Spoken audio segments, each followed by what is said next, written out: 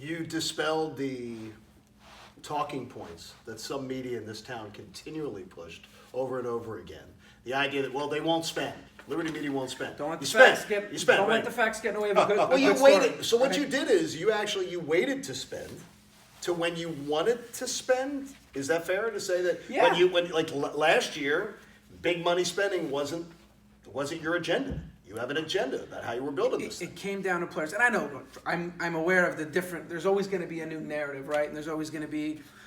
You're a baseball executive, a sports executive, no matter who you are. I'm sure I wasn't here for it, but John Schultz is a Hall of Famer. There's not too many GMs. I can guarantee you there were people that weren't happy with what he was doing, took issue, and so on. Bobby Cox the same way. I've said this a year ago. We have to do what we think is right. We don't have a cut and dried philosophy of doing a 1-year deal or a 2-year deal. Will Smith ended up being a 3-year deal. We didn't want to do a 2-year deal with him. We didn't want to do a 1-year deal with him. A 3 with an option made sense for us. That's the deal we wanted to make because it was specific to Will Smith. Ozuna, a 1-year deal made sense. It was specific to him. Chris Martin, a 2-year deal made sense. It was specific to him. So the thing that I don't know that I've done a good job communicating this is you go into an offseason and you say, we have to get X. We can only work with what's available in trade or free agency.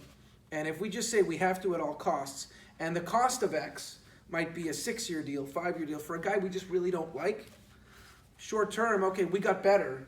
But next offseason, we're now stuck with a player we didn't really want. We tied up a bunch of payroll space on a player we didn't really want or didn't really believe in. And then not only that, and then for year 3, year 4, year 5, I use this as an example. My first year, we didn't add to the club. We subtracted Matt Kemp.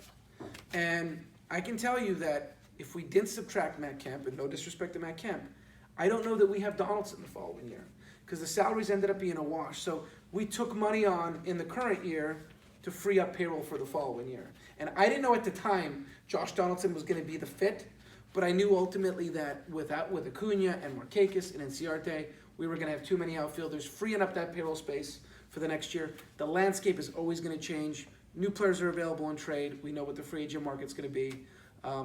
You have to be prepared for it.